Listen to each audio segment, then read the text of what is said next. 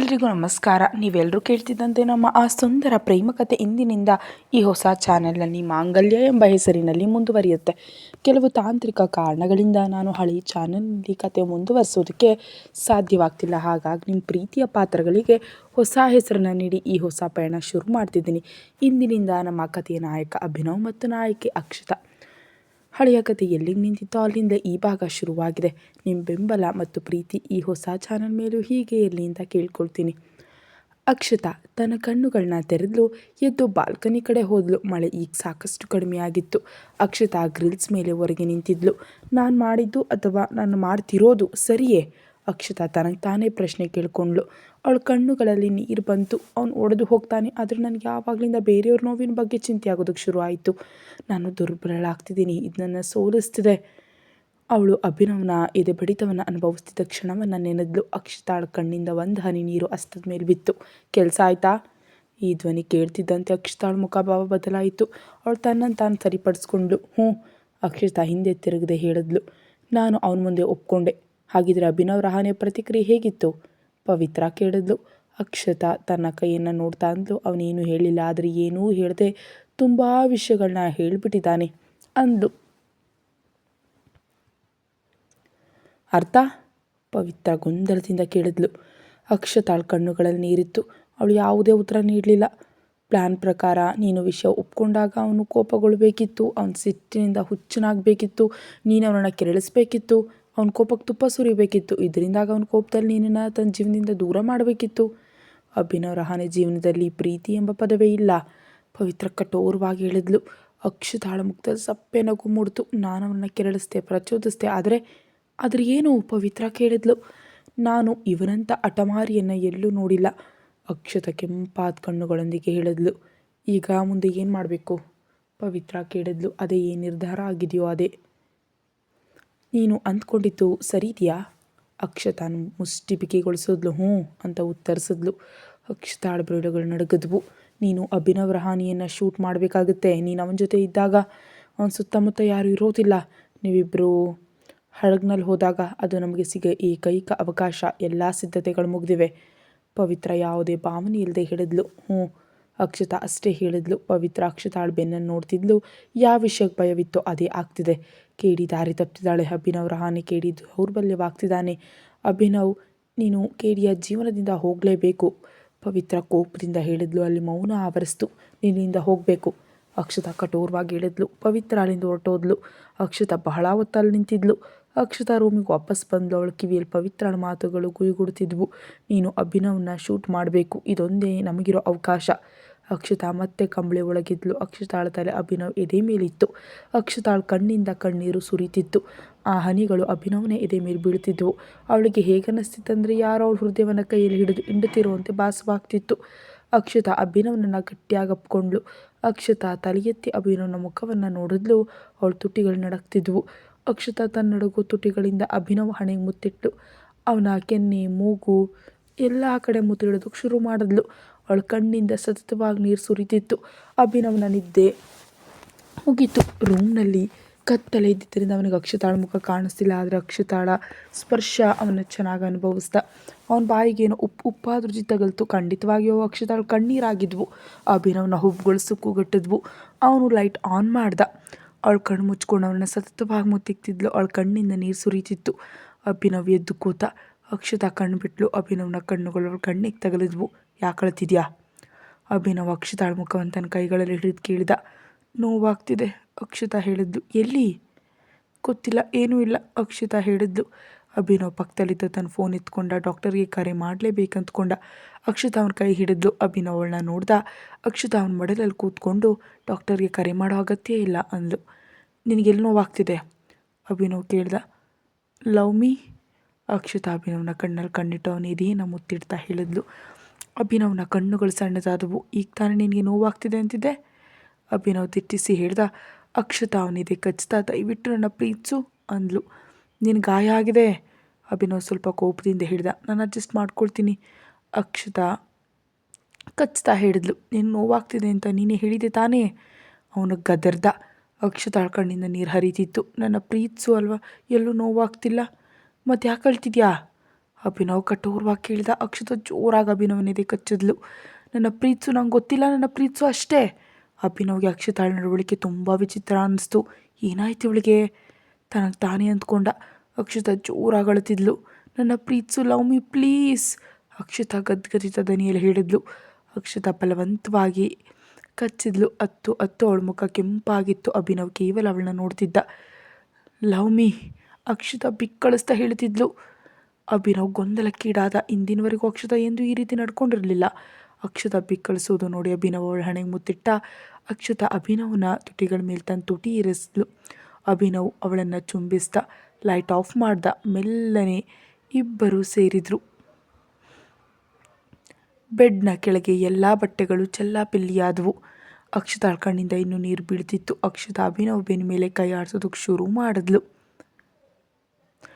ಅಕ್ಷತಾಳ ಉಗುರುಗಳು ಅಭಿನವನ ಬೆನ್ನನ್ನು ಗೀರತೊಡಗಿದ್ವು. ಅಭಿನವ್ ಸ್ವಲ್ಪ ಪ್ರೀತಿ ಮತ್ತು ಬಲವಂತದೊಂದಿಗೆ ಅವಳೊಂದಿಗೆ ಸೇರ್ತಾ ಇದ್ದ. ಅಕ್ಷತಾಳ ಧ್ವನಿ ಇಡೀ ರೂಮ್ ಪೂರ್ತಿ ಪ್ರತಿಧ್ವನಿಸ್ತಿತ್ತು. ಅಭಿನವ್ ಹತೋಟಿ ಕಳ್ಕೊಂಡ. ರೂಮ್ನಲ್ಲಿ ಅಕ್ಷತಾಳ ಬಿಕ್ಕಳಿಕೆ ಮೊಳಗ್ತಿತ್ತು. ಅವಳು ನಿಟ್ಟುಸಿರು ಬಿಡ್ತಿದ್ಲು. ಅಭಿನವ್ನ ಹಿಡಿತ ಅವಳ ಕೈಗಳ ಮೇಲೆ ಬಿಗಿಯಾಯಿತು. ಅಕ್ಷತಾ ಅಳೋದನ್ನು ನಿಲ್ಲಿಸಿದ್ಲು. ಅವಳು ಅಭಿನವನನ್ನೇ ನೋಡ್ತಿದ್ಲು. ಅಭಿನವ್ ಅಕ್ಷತಾಳ ಕಣ್ಣಲ್ಲಿ ಏನೋ ವ್ಯತ್ಯಾಸವನ್ನು ಗಮನಿಸ್ದ.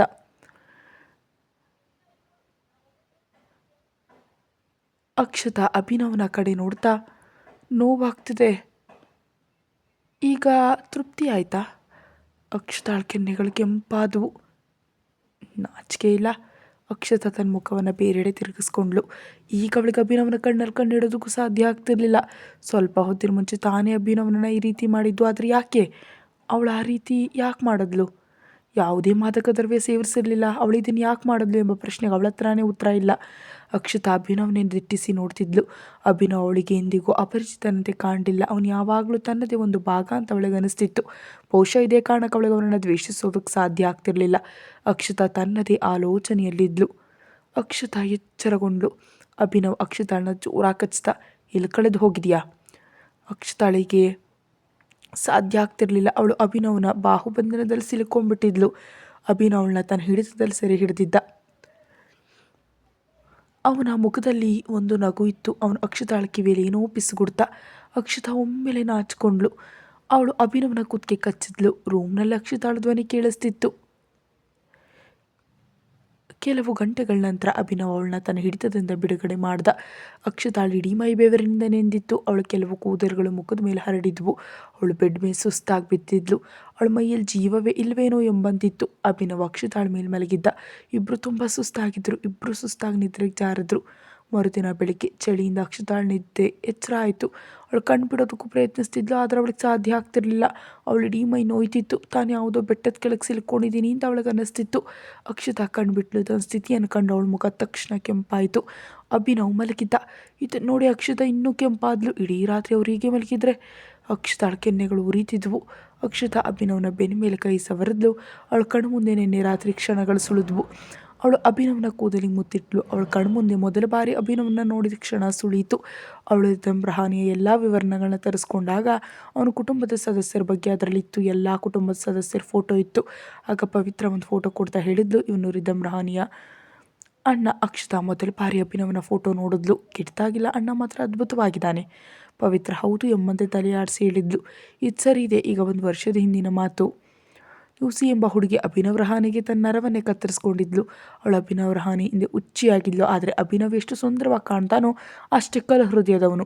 ಅವನ ಹೃದಯವಿಲ್ಲದ ಮನುಷ್ಯ. ಇದು ಯಾವಾಗಾಯಿತು? ಅಕ್ಷತಾ ಪವಿತ್ರಾಳನ್ನ ಕೇಳಿದ್ಲು. ನೀವು ಕೋಮದಲ್ಲಿದ್ದಾಗ ಆ ಹುಡುಗಿ ಯೂಸಿ ಏನಾದ್ಲು?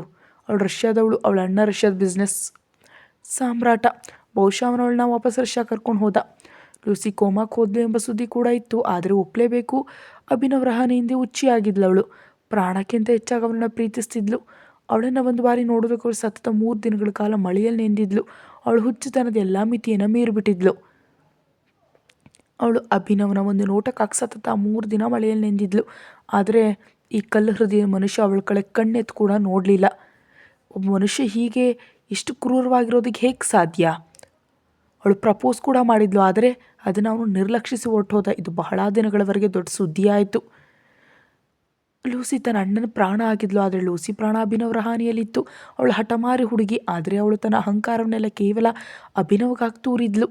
ನನಗನ್ಸುತ್ತೆ ಅಭಿನವ್ ರಹಾನೆ ಹೃದಯದಲ್ಲಿ ಮೊದಲೇ ಯಾರೋ ಇದ್ದಾರೆ, ಪವಿತ್ರ ಹೇಳಿದ್ಲು. ಇಲ್ಲಿದ್ರೆ ಯಾವ ಗಂಡಸಾದರೂ ತನ್ನ ಹಿಂದೆ ಬಿದ್ದು ಹುಚ್ಚು ಹುಡುಗಿಯನ್ನು ನಿರ್ಲಕ್ಷಿಸೋಕೆ ಸಾಧ್ಯವೇ? ಅಥವಾ ಅವನ ಮೆದುಳಲ್ಲಿ ಏನೋ ತೊಂದರೆ ಇರ್ಬೋದು. ಅಕ್ಷತಾ ಒಂದು ಕೆಟ್ಟ ನಗು ನಗ್ತಾ ಅಂದ್ಲು, ಏನು ಬೇಕಾದರೂ ಆಗಿರ್ಬೋದು, ತುಂಬ ಕುತೂಹಲಕಾರಿ ಮನುಷ್ಯ, ನನಗಿಷ್ಟ ಆದ. ಹೀಗಿದ್ರೆ ಒಳ್ಳೆಯದು, ನಾನು ಅವನ್ನ ಎಂದಿಗೂ ಭೇಟಿಯಾಗೋದಿಲ್ಲ. ಅಕ್ಷತಾ ಅಭಿನವ್ ಫೋಟೋ ನೋಡ್ತಾ ಹೇಳಿದ್ಲು, ನನ್ನ ಬೇಟೆ ನೀನಲ್ಲ, ನಿನ್ನ ಮನತ ಮರಿದಂ ರಹಾನೆ. ಹಠತ್ತಾಗ ಅವಳಿಗೆ ನೋವಾಯಿತು. ಅಕ್ಷತಾ ತನ್ನ ಆಲೋಚನೆಗಳಿಂದ ಹೊರಬಂದ್ಲು. ತನ್ನ ಮೇಲೆ ಮಲಗಿದ್ದ ಅವನ್ನ ನೋಡಿದ್ಲು. ವಿಧಿ ಆಟ ನೋಡಿ ಅವಳು ಈ ವ್ಯಕ್ತಿಯನ್ನು ಎಂದಿಗೂ ಭೇಟಿಯಾಗಬಾರ್ದು ಅಂದ್ಕೊಂಡಿದ್ಲು. ಆದರೆ ಅವಳು ಇವನನ್ನು ಭೇಟಿಯಾದ್ಲು. ಅಷ್ಟೇ ಅಲ್ಲ, 1 ವರ್ಷದಿಂದ ಅವನ ಜೊತೆ ಇದ್ದಾಳೆ. ಆದರೆ ಈ ಪ್ರಯಾಣ ಎಲ್ಲಿಗೆ ಮುಗಿಬೇಕಿತ್ತು? ಅಕ್ಷತಾಳ ಕಣ್ಣುಗಳ ಮತ್ತೆ ಕೆಂಪಾದವು. ಅವಳ ಕಣ್ಣಿನ ಮೂಲೆಯಿಂದ ಕಣ್ಣೀರು ಹರಿತಿತ್ತು. ಆದರೆ ನಾನು ಯಾಕೆ ಕಳ್ತಿದ್ದೀನಿ? ಇಂದಿನಿಂದ ನಮ್ಮ ದಾರಿಗಳು ಬೇರೆ ಆಗತ್ವೆ ಎಂದೋ, ಅಥವಾ ನಾನು... ಅವಳು ಮೌನವಾದ್ಲು. ಇದ್ದಕ್ಕಿದ್ದಂತೆ ಅಕ್ಷತಾಳ ಕಣ್ಣುಗಳು ಕಠೋರವಾದವು. ಇನ್ನು ಮುಂದೆ ನಾನು ಅಂದ್ಕೊಂಡಿದ್ದೆ ನಡೆಯುತ್ತೆ. ಅಕ್ಷತಾಳ ಮೈ ಮೇಲೆ ಮಲಗಿದ್ದ ಅಭಿನವ್ನ ಭಾವನೆಗಳು ಬದಲಾದವು. ಅವನು ಅಕ್ಷತಾಳ ಕಣ್ಣುಗಳಲ್ಲಿ ನೋಡ್ತಾ ಕೇಳ್ದ, ಏನಾಯ್ತು ನಿನಗೆ? ಯಾಕೆ ಮತ್ತೆ ಅಳ್ತಿದ್ಯಾ? ಅಕ್ಷತಾ ಮತ್ತೆ ಜೋರಾಗಿ ಕಚ್ಚಿದ್ಲು. ಅಭಿನವ್ ಅವಳನ್ನ ದಿಟ್ಟಿಸ್ದ. ಅಕ್ಷತಾ ಅವನಿಗೆ ಮೆಲ್ಲ ಮುತ್ತಿಟ್ಟು ಅವನ ಮೂಗಿಗೆ ಕಚ್ಚಿದ್ಲು. ಅಭಿನವ್ ಅವಳನ್ನೇ ನೋಡ್ತಿದ್ದ. 2 ಕೈಗಳು ಅಭಿನವನ ಎದೆ ಮೇಲಿದ್ವು. ಅಭಿನವನ ದೃಷ್ಟಿ ಅಕ್ಷತಾಳ ಕಣ್ಣುಗಳ ಮೇಲಿತ್ತು. ಅವಳ ಕಣ್ಣಲ್ಲಿ ಏನೋ ಇತ್ತು, ಅದು ಅವನಿಗೆ ಅರ್ಥ ಆಗ್ತಿರಲಿಲ್ಲ. ಅಭಿನವ್ ಅಕ್ಷತಾಳನಿಗೆ ಮುತ್ತಿಟ್ಟು ಅಕ್ಷತಾಳ ಹೃದಯ ಜೋರಾಗಿ ಬಿಡ್ಕೊಂತು. ಯಾರೋ ಸರಿಯಾಗಿ ಹೇಳಿದರು, ಪ್ರೀತಿ ಅರಿವು ನಮಗೆ ಅದನ್ನು ಕಳೆದುಕೊಳ್ಳುವಾಗ ಆಗುತ್ತೆ. ನಮ್ಮ ಪ್ರೀತಿ ನಮ್ಮ ಸುತ್ತಮುತ್ತಲೇ ಇರುತ್ತೆ, ಆದರೆ ನಮ್ಗೆ ಸರಿಯಾದ ಸಮಯಕ್ಕೆ ಅದರ ಅರಿವಾಗೋದಿಲ್ಲ. ನಾವು ಅದನ್ನು ಕಳೆದುಕೊಂಡಾಗ ನಮ್ಮ ಕೈಯಿಂದ ಎಲ್ಲವೂ ಜಾರು ಹೋಗಿರುತ್ತೆ. ಎಷ್ಟೇ ಪ್ರಯತ್ನಿಸಿದ್ರೂ ಅದನ್ನು ವಾಪಸ್ ತರೋದಕ್ಕೆ ಸಾಧ್ಯ ಇಲ್ಲ. ಅಕ್ಷತಾ ಕೂಡ ಬಹುಶಃ ಇವೆಲ್ಲರ ಮೂಲಕವೇ ಹಾದು ಹೋಗ್ತಿದ್ಲು. ಅಕ್ಷತಾ ತನ್ನ ಗೊಂದಲದಲ್ಲಿ ಮುಳುಗಿದ್ಲು. ಆದರೆ ಅವಳ ಆತ್ಮ ಬಾಲ್ಯದಿಂದಲೂ ಕೇವಲ ಒಬ್ಬ ವ್ಯಕ್ತಿಯನ್ನು ಬಯಸಿತ್ತು. ಅಭಿನವ್. ಅಕ್ಷತಾಳ ಎತ್ತಿಟ್ಕೊಂಡ ಇಬ್ಬರು ಬಾತ್ರೂಮ್ಗೆ ಹೋದರು. ಅಭಿನವ್ ಮತ್ತು ಅಕ್ಷತಾ ಶವರ್ ಸ್ನಾನ ಮಾಡಿದ್ರು. ಅಕ್ಷತಾ ಅಭಿನವ್ನ ಮಡಿಲಲ್ಲಿದ್ಲು. ಅಭಿನವ್ ಅಕ್ಷತಾಳನ ಡ್ರೆಸ್ಸಿಂಗ್ ರೂಮ್ ಕರ್ಕೊಂಡು ಹೋದ. ಇಬ್ಬರು ಸ್ವಲ್ಪ ಹೊತ್ತಿನಲ್ಲಿ ವಾಪಸ್ ಬಂದರು. ಬ್ರೇಕ್ಫಾಸ್ಟ್ ಮಾಡಿದ್ರು. ಇಂದು ರಾತ್ರಿ ಸಿದ್ಧವಾಗಿರು, ಅಭಿನವ್ ಅವಳ ಕಡೆ ನೋಡ್ತಾ ಹೇಳ್ದ. ಅಕ್ಷತಾ ಉತ್ತರಿಸಿದ್ಲು. ಅಭಿನವ್ ಆಫೀಸ್ಗೆ ಹೊರಟೋದ. ಇನ್ನೊಂದು ಕಡೆ ಕಾಡಿನ ಮಧ್ಯದಲ್ಲಿ ಒಂದು ಕೋಣೆ ಇತ್ತು. ಇಲ್ಲಿ ಮನುಷ್ಯನ ನೋವಿನ ಚೀರಾಟಗಳು ಕೇಳಿಸ್ತಿದ್ದವು. ಮುಂದೆ ಒಬ್ಬ ಮನುಷ್ಯ ಕೂತಿದ್ದ. ಅವನು ರಾಕ್ಷಸನಂತೆ ಕಾಣ್ತಿದ್ದ. ಅವನು ಬೇರೆ ಯಾರೂ ಅಲ್ಲ, ಅಭಿನವ್ ಆಗಿದ್ದ. ಅವರೆಲ್ಲರೂ ಅದೇ ಗೂಂಡಾಗಳು, ಯಾರು ಅಕ್ಷತಾಳನ್ನ ಕಿಡ್ನಾಪ್ ಮಾಡಿದ್ರು ಅವರು. ಅಭಿನವ್ ತನ್ನ ಕೈ ತೋರಿಸಿದ ತಕ್ಷಣ ಅಲ್ಲಿ ಮೌನ ಆವರಿಸ್ತು. ವಾತಾವರಣ ತುಂಬ ಭಯಾನಕವಾಗಿತ್ತು. ಆ ಗೂಂಡಾಗಳಿಗೆ ಚಿತ್ರಹಿಂಸೆ ನೀಡಲಾಗಿತ್ತು. ಅಭಿನವ್ ಮುಖದಲ್ಲಿ ಕೆಟ್ಟ ನಗು ಇತ್ತು. ಅಭಿನವ್ನ ಕಣ್ಣುಗಳು ಗೂಂಡಾಗಳ ಮೇಲೆ ಬಿದ್ವು. ಅವರು ಅಭಿನವ್ ಮುಂದೆ ಪ್ರಾಣ ಭಿಕ್ಷೆ ಬೇಡ್ತಿದ್ರು. ಹೇಗನ್ನಿಸ್ತಿದೆ ಒಬ್ಬ ಹುಡುಗಿಯಿಂದ ಏಟು ತಿಂದು? ಅಭಿನವ್ನ ಧ್ವನಿ ಅಲ್ಲಿ ಮೊಳಗ್ತು. ಎಲ್ಲ ಗೂಂಡಗಳು ಬೆರಗಾದ್ರು. ಆಗೊಬ್ಬ ಗೂಂಡ ಕೇಳಿದ, ಅವಳು ಹುಡುಗಿಯೆಲ್ಲ ಹುಚ್ಚಿ? ಆ ಮನುಷ್ಯನ ತನ್ನ ಸಾವು ಖಚಿತ ಅಂತ ತಿಳಿದಿತ್ತು. ಆಗಾಗ ಅವನು ಭಯ ಇಲ್ಲದೆ ಅಭಿನವ್ ರಹಾನೆ ಮುಂದೆ ಇದನ್ನು ಹೇಳ್ತಿದ್ದ. ಅವನ ಧೈರ್ಯ ಕುಂದಿತ್ತು. ಸಾಯೋದು ಖಂಡಿತ ಅಂತ ಅವನಿಗೆ ಗೊತ್ತಿತ್ತು. ಆಗ ಇನ್ನೊಬ್ಬ ಗುಂಡ ಹೇಳ್ದ, ಆ ಹುಚ್ಚು ಹುಡುಗಿಗೆ ಅನ್ನಿಸ್ದೆ ನಿನಗೆ ಅವಳ ಬಗ್ಗೆ ಗೊತ್ತಿಲ್ಲ ಅಂತ, ಆದರೆ ಇಲ್ಲಿ ನಿನಗೆಲ್ಲವೂ ಗೊತ್ತಿದೆ. ಅವನು ಭಯವಿಲ್ಲದೆ ಹೇಳ್ದ. ಅಭಿನವ್ ಮುಖದಲ್ಲಿ ರಾಕ್ಷಸ ನಗು ಮೂಡ್ತು. ಈ ಕಲೆ ಎಲ್ಲರಲ್ಲೂ ಇರೋದಿಲ್ಲ. ಅವಳ ಕಿಡ್ನ್ಯಾಪ್ ಆದಾಗ ನಂಗೆ ಖಂಡಿತವಾಗಿ ತಿಳಿದಿತ್ತು ಅವಳಿಗೇನೂ ಆಗೋದಿಲ್ಲ ಅಂತ. ನೀನು ಹೇಳಿದ ಸರಿ, ಅವಳು ಹುಚ್ಚಿ. ಆದರೆ ಏನು ಮಾಡಲಿ, ಚಿಂತೆ ಇದ್ದೇ ಇರುತ್ತೆ ಅಲ್ವಾ? ಅವಳು ನನ್ನ ಪ್ರಾಣ ಅಲ್ವಾ? ಅವಳ ಈ ಗುಣವೇ ಅವಳನ್ನ ಎಲ್ರಿಗಿಂತ ಭಿನ್ನವಾಗಿಸುತ್ತೆ. ಅವಳ ಆ ಕ್ರೂರ ಶೈಲಿ ಯಾರನ್ನಾದರೂ ತನ್ನ ಹುಚ್ಚರನ್ನಾಗಿ ಮಾಡುತ್ತೆ. ಅಭಿನವ್ ಕೆಟ್ಟ ನಗು ನಗ್ತಾ ಹೇಳ್ದ. ಆಗ 3ನೇ ಗುಂಡ ಅಂದ, ಆ ಹುಚ್ಚು ಹುಡುಗಿ ಯೋಚನೆ ಮಾಡಿದೆ ಎಲ್ಲೆಂದ್ರಲ್ಲಿ ಹೊಡಿತಾಳೆ. ಅವಳು ಇಲ್ಲಿರಬಾರ್ದು, ಮೆಂಟಲ್ ಆಸ್ಪತ್ರೆಯಲ್ಲಿ ಇರಬೇಕಿತ್ತು. ಅವಳೊಬ್ಬ ಸೈಕೋ. ತಕ್ಷಣವೇ ಆ ಮನುಷ್ಯನ ಉಸಿರು ನಿಂತು. ಅವನ ಚೀರಾಟ ಅಲ್ಲಿ ಮೊಳಗ್ತು. ಅಭಿನವ್ ಅವನ ಎದೆ ಮಧ್ಯಭಾಗಕ್ಕೆ ಶೂಟ್ ಮಾಡ್ದ. ಆ ಮನುಷ್ಯ ಅಲ್ಲೇ ಸತ್ತ. ಒಂದು ಕ್ಷಣ ಅಲ್ಲಿ ಮೌನ ಆವರಿಸ್ತು. ವಾತಾವರಣ ಅತಿ ಭಯಾನಕವಾಯಿತು. ಅವನು ಫುಲ್ ಕೋಪದಲ್ಲಿದ್ದ. ಅವನು ಕೋಪದಿಂದ ನಗೋದಕ್ಕೆ ಶುರು ಮಾಡ್ದ. ಸಾವಿಗಿಂತ ಭೀಕರವಾದ ಜೀವನ ಅಂದರೆ ಏನು ಅಂತ ನಿಮಗೆ ತಿಳಿಯುತ್ತೆ. ಅಭಿನವ್ ಕೋಪದಿಂದ ಕಿರ್ಚ್ದ. ಅವಳನ್ನ ಹುಚ್ಚಿ ಅಂತ ಕರೆಯೋದಕ್ಕೆ ನಿಮಗೆ ಎಷ್ಟು ಧೈರ್ಯ? ಹುಚ್ಚಿ ಅಂದಿದ್ರೆ ಮತ್ತೇನನ್ಬೇಕು ಎಂಬುದು ಆ ಗೂಂಡಾಗಳ ಮನಸ್ಸಿನಲ್ಲಿ ಓಡ್ತಿತ್ತು. ಅವಳು ನನ್ನವಳು, ಅಭಿನವ್ ಸಿಟ್ಟಿನಿಂದ ಹೇಳ್ದ. ಯಾರಿಗೂ ಅವಳ ಬಗ್ಗೆ ಒಂದು ಮಾತು ಹೇಳೋ ಯೋಗ್ಯತೆ ಇಲ್ಲ. ಅಭಿನವ್ ಅಂಗರಕ್ಷಕನಿಗೆ ಸನ್ನೆ ಮಾಡ್ದ. ಅಲ್ಲಿ ಮತ್ತೆ ಚೀರಾಟಗಳು ಶುರುವಾದವು. ಅಭಿನವ್ ತನ್ನ ಕಣ್ಣು ಮುಚ್ಚಿಕೊಂಡ. ಅವನಲ್ಲಿ ವಿಚಿತ್ರ ನಗು ಹರಡಿತು. ರಾತ್ರಿ ಸಮಯ. ಅಕ್ಷತಾ ಪೂರ್ತಿಯಾಗಿ ಸಿದ್ಧವಾಗಿದ್ಲು. ಅವಳಿಂದು ಕಪ್ಪು ಬಣ್ಣದ ಟಾಪ್ ಮತ್ತು ಕಪ್ಪು ಜೀನ್ಸ್ ಧರಿಸಿದ್ಲು. ಅಕ್ಷತಾ ಬಾಲ್ಕನಿ ನಿಂತು ಯಾವುದೋ ಗಾಢ ಆಲೋಚನೆಯಲ್ಲಿದ್ಲು. ತನ್ನ ಹಿಂದೆ ಯಾರೋ ಇದ್ದಾರೆ ಎಂಬ ಪ್ರಜ್ಞೆಯು ಅವಳಿಗಿರಲಿಲ್ಲ. ಅಷ್ಟರಲ್ಲಿ ಯಾರೋ ಅವಳನ್ನ ಹಿಂದಿನಿಂದ ಅಪ್ಕೊಂಡ್ರು. ಅಕ್ಷತಾ ಆಲೋಚನೆಗಳಿಂದ ಹೊರಬಂದ್ಲು. ಅಭಿನವ್ ಅವಳ ಕೆನ್ನೆಗೆ ಮುತ್ತಿಡ್ತಾ ಕೇಳಿದ, ಇಲ್ಲಿ ಏನು ಮಾಡ್ತಿದ್ಯಾ? ಅಕ್ಷತಾ ಏನೂ ಮಾತಾಡಲಿಲ್ಲ. ಅಭಿನವ್ನ ಒಂದು ಹುಬ್ಬು ಮೇಲಕ್ಕೇರ್ತು. ಇದ್ದಕ್ಕಿದ್ದಂತೆ ಅಕ್ಷತಾ ತಿರುಗಿದ್ಲು. ಅಭಿನವ್ನ ಎದೆಯಲ್ಲಿ ಮುಖ ಬಚ್ಚಿಟ್ಕೊಳ್ತಾ ಕೇಳಿದ್ಲು, ನಾವು ಅಲ್ಲಿಗೆ ಬೇರೆ ಯಾವಾಗಾದರೂ ಹೋಗಬಾರ್ದೆ? ಅಕ್ಷತಾಳ ಕಣ್ಣಲ್ಲಿ ನೀರಿತ್ತು. ಅದನ್ನು ಅಭಿನವ್ಗೆ ನೋಡೋದಕ್ಕೆ ಸಾಧ್ಯ ಆಗಲಿಲ್ಲ. ಅಭಿನವ್ ಅವಳ ಮುಖ ಹಿಡಿದು ಅಂದ. ನೋ. ಅಕ್ಷತಾ ತಲೆ ತಗ್ಸಿದ್ಲು. ಅಭಿನವ್ ಅಕ್ಷತಾಳನ್ನು ಎತ್ಕೊಂಡ. ಸ್ವಲ್ಪ ಹೊತ್ತಿನಲ್ಲಿ ಅವರಿಬ್ಬರು ಕಾರ್ನಲ್ಲಿದ್ದರು. ಅಕ್ಷತಾಳ ತಲೆ ಅಭಿನವ್ ಎದೆ ಮೇಲಿತ್ತು. ಅಕ್ಷತಾಳ ದೃಷ್ಟಿ ಹೊರಗಿನ ರಸ್ತೆ ಬದಿ ಪಾನಿಪುರಿ ಅಂಗಡಿ ಮೇಲೆ ಬಿತ್ತು. ಅಕ್ಷತಾ ಅಭಿನವ್ ಕಡೆ ನೋಡ್ತಾ, ನಂಗೆ ಪಾನಿಪುರಿ ತಿನ್ನಬೇಕು ಅಂತ ಮುಗ್ಧತೆಯಿಂದ ಹೇಳಿದ್ಲು. ಅಭಿನವ್ ಹೊರಗೆ ನೋಡ್ತಾ ಅಂದ, ಹೊರಗೆ ಮಳೆ ಬರ್ತಿದೆ. ನಂಗೆ ಗೊತ್ತಿಲ್ಲ, ನಾನು ತಿನ್ಬೇಕಷ್ಟೇ. ಅಕ್ಷತಾ ಅಭಿನವ್ನ ಕಡೆ ನೋಡ್ತಾ ಇದ್ಲು. ಅಭಿನವ್ ಡ್ರೈವರ್ಗೆ ಕಾರ್ ನಿಲ್ಲಿಸೋದಕ್ಕೆ ಹೇಳ್ದ. ಕಾರ್ ನಿಂತು. ಅಕ್ಷತಾ ಕಾರ್ನಿಂದ ಹೊರ ಬಂದ್ಲು. ಮಳೆಯಲ್ಲಿ ನೆನೆತಾ ರಸ್ತೆ ಬದಿ ಅಂಗಡಿಗೆ ಹೋದ್ಲು. ಅಭಿನವ್ ಕಾರ್ನಲ್ಲಿ ಕೂತಿದ್ದ. ಅವನ ಕಣ್ಣುಗಳು ಸಣ್ಣದು ಮಾಡಿ ಅಕ್ಷತಾಳನ್ನು ದಿಟ್ಟಿಸ್ತಿದ್ದ. ಅಭಿನವ್ ಕೂಡ ಕಾರಿನ ಬಾಗಿಲು ತೆರೆದು ಹೊರ ಬಂದ. ಅವನು ಡ್ರೈವರ್ ಛತ್ರಿ ಹಿಡಿದು ಅವನ ಮೇಲೆ ನಿಂತ. ಅಭಿನವ್ ಅವನಿಗೆ ಹೋಗೋದಕ್ಕೆ ಸನ್ನೆ ಮಾಡ್ದ. ಡ್ರೈವರ್ ಅಲ್ಲಿಂದ ಹೋದ. ಅಭಿನವ್ ತನ್ನ ಉದ್ದನೆ ಹೆಜ್ಜೆಗಳನ್ನ ಹಾಕ್ತಾ ಅಕ್ಷತಾಳ ಕಡೆ ನಡೆದ. ಅವಳು ಪಾನಿಪುರಿ ತಿನ್ನೋದ್ರಲ್ಲಿ ಮಗ್ನಳಾಗಿದ್ಲು. ಅಭಿನವ್ ಅವಳ ಪಕ್ಕ ನಿಂತ. ಅವನು ಕೂಡ ಮಳೆ ನೆನೀತಿದ್ದ. ಅಕ್ಷತಾ ಪಕ್ಕದಲ್ಲಿ ನಿಂತಿದ್ದ ಆ ಮನುಷ್ಯನನ್ನು ಕಣ್ಣು ಸಣ್ಣದು ಮಾಡಿ ನೋಡಿದ್ಲು. ಪಾನಿಪುರಿ ಖಾರ ಆಗಿದ್ದರಿಂದ ಅಕ್ಷತಾಳ ತುಟಿಗಳು ಕೆಂಪಾಗಿದ್ವು. ಅಕ್ಷತಾ ಅಭಿನವ್ಗೂ ತಿನ್ನೋದಕ್ಕೆ ಸನ್ನೆ ಮಾಡಿದ್ಲು. ಪಾನಿಪುರಿಯನ್ನು ಅವನ ಕಡೆ ನೀಡಿದ್ಲು. ಅಭಿನವ್ ಅವಳ ಮುಖವನ್ನು ಹಿಡಿದು ಜೋರಾಗಿ ಕಚ್ಚಿದ. ಅವನವಳನ್ನ ಮುತ್ತಿಕ್ತ. ಅಕ್ಷತಾಳ ಕೈಲಿದ್ದ ಪಾನಿಪುರಿ ಕೆಳಗೆ ಬಿತ್ತು. ಅವಳ ಕೆನ್ನೆಗಳು ಕೆಂಪಾದವು. ಅಕ್ಷತಾ ತನ್ನ ತೋಳುಗಳನ್ನ ಅವನ ಕುತ್ತಿಗೆ ಸುತ್ತುವರೆದ್ಲು. ಮಳೆಯಿಂದಾಗಲ್ಲಿ ಜನರು ಕಡಿಮೆ ಇದ್ದರು. ಆದರೂ ಹೋಗೋ ಬರೋರು ಅವ್ರನ್ನ ನೋಡ್ತಿದ್ರು. ಅವರಿಬ್ಬರು ಯಾವುದರ ಹಂಗಿಲ್ಲದೆ ಪರಸ್ಪರ ಮಗ್ನರಾಗಿದ್ದರು. ಕಾರಿನ ಹಾನ್ಸದ್ದಿನಿಂದ ಇಬ್ಬರ ಗಮನ ಬೇರೆ ಆಯಿತು. ಅಕ್ಷತಾ ತಿರುಗಿದ್ಲು. ಅಭಿನವ್ ಅವಳನ್ನ ಹಿಂದಿನಿಂದ ಅಪ್ಕೊಳ್ತಾ ಅಂದು, ಶಿಕ್ಷೆಗೆ ಸಿದ್ಧಳಾಗಿರು ಸ್ವೀಟ್ ಆರ್ಟ್. ನಾನು ನಿನಗೆ ಮೊದಲೇ ಎಚ್ಚರಿಕೆ ನೀಡಿದೆ, ನನ್ನ ಎಂದಿಗೂ ನಿರ್ಲಕ್ಷಿಸಬೇಡ ಅಂತ. ಅಕ್ಷತಾ ತಿರುಗಿ ಅಭಿನವ್ ಕಣ್ಣುಗಳಲ್ಲಿ ನೋಡಿದ್ಲು. ಅವಳ ಮುಖದಲ್ಲಿ ನಗು ಮೂಡಿತು. ಅಭಿನವ್ ಅಕ್ಷತಾಳನ್ನ ಎತ್ಕೊಂಡು ಕಾರಿನ ಕಡೆ ನಡೆದ. ಅಕ್ಷತಾ ಅವರನ್ನೇ ನೋಡ್ತಿದ್ಲು. ಮಳೆ ನೆನೀತಿದ್ದ ಅಭಿನವ್ ಅತಿ ಸುಂದರವಾಗಿ ಕಾಣ್ತಿದ್ದ. ಅಭಿನವ್ ಅಕ್ಷತಾಳ ನೋಟ ಅರಿತುಕೊಂಡಿದ್ದ. ಅಭಿನವ್ನ ತುಟಿಗಳನ್ನ ಕದ್ವು. ವಾಪಸ್ ಕಾರ್ನಲ್ಲಿ ಬಂದು ಕೂತರು. ಕೆಲವು ಗಂಟೆಗಳ ನಂತರ ಇಬ್ಬರು ಹಡಗಿನಲ್ಲಿದ್ದರು. ಹಡಗು ಬಹಳ ಅದ್ಭುತವಾಗಿತ್ತು. ಅದು ಅಭಿನವ್ನ ವ್ಯಕ್ತಿತ್ವಕ್ಕೆ ಸರಿಯಾಗಿ ಹೊಂದಿಕೆ ಆಗ್ತಿತ್ತು. ಅಕ್ಷತಾ ಸ್ನಾನ ಮುಗಿಸಿದ್ಲು. ಸಮುದ್ರದ ಮಧ್ಯದಲ್ಲಿ ಅವರ ಹಡಗು ಚಲಿಸ್ತಿತ್ತು. ಅಕ್ಷತಾ ಸಮುದ್ರದ ಆಳವನ್ನು ಅಳೆಯೋದಕ್ಕೆ ಪ್ರಯತ್ನಿಸ್ತಿದ್ಲು. ಕೆಂಪು ಬಣ್ಣದ ಸ್ಲೀವ್ಲೆಸ್ ಗೌನ್ ಧರಿಸಿದ್ಲು. ಅವಳು ಕೂದಲು ಗಾಳಿಯಲ್ಲಿ ಹಾರಾಡ್ತಿತ್ತು. ಅವಳ ಕಿವಿಯಲ್ಲಿ ಹೆಡ್ಫೋನ್ ಇತ್ತು. ನೀನು ಸಿದ್ಧ ಇದೆಯಾ? ಅಕ್ಷತಾಳ ಬೆರಳುಗಳು ನಡಗದವು. ಅವಳ ಕಣ್ಣುಗಳು ತುಂಬಿ ಬಂದವು. ಅವಳು ಕಣ್ಣು ಮುಚ್ಚಿದ್ಲು. ಕಣ್ಣೆಪ್ಪೆಗಳು ಒದ್ದೆ ಆದವು. ಆದರೂ ಅವಳು ಹ್ಞೂ ಅಂತ ಉತ್ತರಿಸಿದ್ಲು. ಕೇಳಿ, ಎಲ್ಲವೂ ಸಿದ್ಧವಾಗಿದೆ.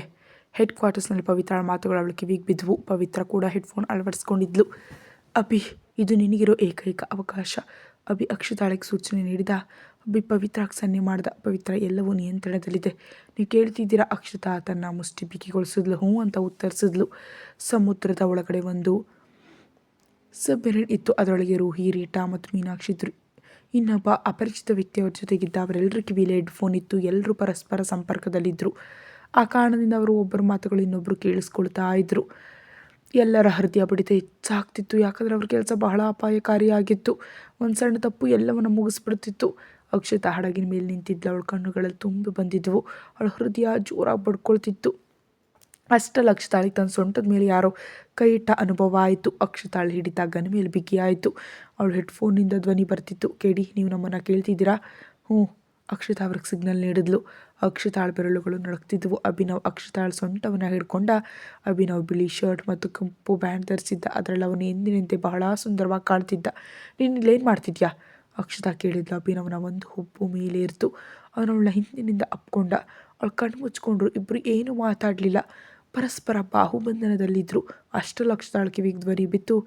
ಕೆಡಿ, ನೀನು ಇಲ್ಲಿದ್ಯಾ? ಅಕ್ಷತಾ ಕಣ್ಬಿಟ್ಲು. ಅಭಿನವ್ ರಹಾನ ನಿನ್ನ ಹತ್ರ ಇದ್ದಾನಾ? ಅಭಿ ಕಠೋರವಾಗಿ ಕೇಳಿದ. ಕೇಡಿ, ಅವನ್ನ ಶೂಟ್ ಮಾಡು. ಅಕ್ಷತಾಳ ಬೆರಳುಗಳು ನಡಗದ್ವು. ಅವನನ್ನು ಶೂಟ್ ಮಾಡು. ಅಕ್ಷತಾ ಮನಸ್ಸಲ್ಲಿ ಅಂದ್ಕೊಂಡ್ಲು. ಇಲ್ಲ, ನಾನು ಇದನ್ನು ಮಾಡೋದಕ್ಕೆ ಸಾಧ್ಯ ಇಲ್ಲ. ಅಕ್ಷತಾ ಮನಸ್ಸಿನಲ್ಲಿ ಯೋಚಿಸತೊಡಗಿದ್ಲು. ಇಲ್ಲ ಇಲ್ಲ, ನನ್ನಿದಾಗೋದಿಲ್ಲ. ಅಕ್ಷತಾಳ ಕಣ್ಣುಗಳು ತುಂಬಿ ಬಂದವು. ಅವಳ ಬೆರಳುಗಳು ನಡಕ್ತಿದ್ವು. ಒಂದು ವೇಳೆ ಅವಳವನನ್ನು ಕೊಂದರೆ ಅವಳು ಯಾವಾಗಲೂ ಮುಕ್ತಳಾಗ್ತಾಳೆ. ಕೇಡಿ, ಅವನ್ನ ಶೂಟ್ ಮಾಡು. ಈ ಸಮಯದಲ್ಲಿ ಅಕ್ಷತಾ ಬಹಳ ಒತ್ತಡದಲ್ಲಿದ್ಲು. ಅಕ್ಷತಾ ತನಗೆ ವಿರಿದ್ದ ಹೆಡ್ಫೋನ್ ತೆಗೆದು ನೀರಿಗೆಸೆದ್ಲು. ಅಕ್ಷತಾ ಗನ್ ಕೂಡ ನೀರಿಗೆಸೆದು ತಿರುಗಿ ಅಭಿನವ್ನ ಜೋರಾಗಿ ಅಪ್ಕೊಂಡ್ಲು. ಇನ್ನೊಂದು ಕಡೆ ಹೆಡ್ ಕ್ವಾರ್ಟರ್ಸ್ನಲ್ಲಿ ಅಭಿ ಕೋಪದಿಂದ ಕಿರ್ಚ್ದ. ನಮಗೊಂದು ಅವಕಾಶ ಇತ್ತು, ಅದು ಹೋಯ್ತು. ಕೇಡಿ ಏನು ಮಾಡೋದು ಕೊಟ್ಟಿದ್ದಾಳೆ. ಕಿರಣ್ ಕೂಡ ಕೋಪದಿಂದ ಉರಿತಿದ್ದ. ಆದರೆ ಎಲ್ರಿಗಿಂತ ಭಿನ್ನವಾಗಿ ಪವಿತ್ರ ಶಾಂತವಾಗಿದ್ಲು. ಅವಳು ದೀರ್ಘವಾಗಿ ಉಸಿರು ಬಿಟ್ಲು. ಅವಳು ಇದೆಲ್ಲವನ್ನ ಮೊದಲು ಊಹಿಸಿದ್ಲು ಎಂಬಂತಿತ್ತು. ಅವಳ ಮುಖದಲ್ಲಿ ಸಪ್ಪೆ ನಗು ಮೂಡಿತು. ಕೇಡಿ, ನೀವಿದೇನು ಮಾಡಿದ್ರಿ? ಇಷ್ಟು ಕೋಪಗಳು ಅಗತ್ಯ ಇಲ್ಲ. ಕೇಡಿ ಯೋಚಿಸದೆ ಏನನ್ನು ಮಾಡೋದಿಲ್ಲ. ಪವಿತ್ರ ಗಂಭೀರವಾಗಿ ಹೇಳಿದ್ಲು. ನಮ್ಮ ಬಳಿ ಇನ್ನೂ ಒಂದು ಆಯುಧ ಇದೆ. ಇನ್ನೊಂದು ಕಡೆ ಅಕ್ಷತಾ ಅಭಿನವ್ನ ಕಣ್ಣುಗಳಲ್ಲಿ ನೋಡ್ತಾ ಕೇಳಿದ್ಲು, ನೀವಿಲ್ಲೇನು ಮಾಡ್ತಿದ್ದೀರಿ? ಅಭಿನವ್ ಅಕ್ಷತಾಳ ಕಚ್ಚಿದ ಅಂದ, ಇದು ನಿನ್ನ ಶಿಕ್ಷೆಯ ಸಮಯ ಸ್ವೀಟಾರ್ಟ್. ಅಭಿನವ್ ಅಕ್ಷತಾಳನ್ನ ಎತ್ಕೊಂಡು ರೂಮಿನ ಕಡೆ ನಡೆದ. ಅಕ್ಷತಾ ಅವನ ಬಾಹುಗಳಲ್ಲಿ ತೂಗ್ತಿದ್ಲು. ಅಭಿನವ್ ಅವಳನ್ನ ರೂಮ್ ಕರ್ಕೊಂಡು ಹೋದ ತಕ್ಷಣ ಅಕ್ಷತಾ ಅವನ ಬಾಹುಗಳಿಂದ ಕೆಳಗಿಳಿದ್ಲು ಮತ್ತು ಪಕ್ಕದಲ್ಲಿದ್ದ ಟೇಬಲ್ ಮೇಲಿದ್ದ ವೈನ್ ಬಾಟಲನ್ನು ಎತ್ಕೊಂಡ್ಳು. ಅಕ್ಷತಾ ವೈನ್ ಗ್ಲಾಸ್ ತೆಗೆದುಕೊಂಡ್ಳು. ಅಕ್ಷತಾಳ ಕೈಯಲ್ಲಿ ಏನೋ ಇತ್ತು, ಅದನ್ನು ಅವಳು ವೈನ್ ಗ್ಲಾಸ್ಗೆ ಬೆರೆಸಿದ್ಲು. ಅಭಿನವ್ನ ಕಡೆ ಹೋಗ್ತಾ ಆ ಡ್ರಿಂಕನ್ನು ಅವಳೇ ಕುಡಿಯೋದಕ್ಕೆ ಆರಂಭಿಸಿದ್ಲು. ಅಭಿನವ್ ತನ್ನ ಸಣ್ಣ ಕಣ್ಣುಗಳಿಂದ ಅವಳನ್ನ ದಿಟ್ಟಿಸ್ತಿದ್ದ. ಅಕ್ಷತಾ ಅಭಿನವ್ನ ಕಡೆಗೆ ಇನ್ನೊಂದು ವೈನ್ ಗ್ಲಾಸ್ ನೀಡಿದ್ಲು. ಅಭಿನವ್ ಅದನ್ನು ಪಕ್ಕಕ್ಕಿಟ್ಟ. ಅಕ್ಷತಾಳನ್ನ ಅಪ್ಕೊಂಡ. ಆಗ ಅಕ್ಷತಾ ತನ್ನ ತುಟಿಗಳನ್ನ ಅವನ ಮೇಲಿಟ್ಲು. ಅಕ್ಷತಾಳ ಬಾಯಲ್ಲಿದ್ದ ವೈನ್ ಅಭಿನವ್ ಬಾಯಿಗೆ ಹೋಯಿತು. ಅವಳಿಗೆ ಚೆನ್ನಾಗಿ ತಿಳಿದಿತ್ತು ಅಭಿನವ್ ವೈನ್ ಕುಡಿಯೋದಿಲ್ಲ ಅಂತ. ಹಾಗಾಗಿ ಅವಳು ತನ್ನದೇ ದಾರಿಯನ್ನು ಅಳವಡಿಸ್ಕೊಂಡ್ಳು. ಆ ಡ್ರಿಂಕ್ ಅಭಿನವ್ ಗಂಟಲಿನಿಂದ ಕೆಳಗಿಳಿದಿತ್ತು. ಅಕ್ಷತಾಳ ಕಣ್ಣಲ್ಲಿ ಏನೋ ಒಂದು ಮಿಂಚು ಮಾಯವಾಯಿತು. ಅಭಿನವ್ ಅಕ್ಷತಾಳನ್ನು ದಿಟ್ಟಿಸ್ತಾ ಅಭಿನವ್ಗೆ ತನ್ನೊಳಗೆ ಉಷ್ಣತೆ ಹೆಚ್ಚಾಗ್ತಿರೋ ಅನುಭವ ಆಯಿತು. ಅಭಿನವ್ ಅಕ್ಷತಾಳ ಕೂದಲನ್ನ ಹಿಡ್ಕೊಂಡ. ಅವನ ಮುಖದಲ್ಲಿ ಬೆವರಿನ ಹನಿಗಳಿದ್ವು.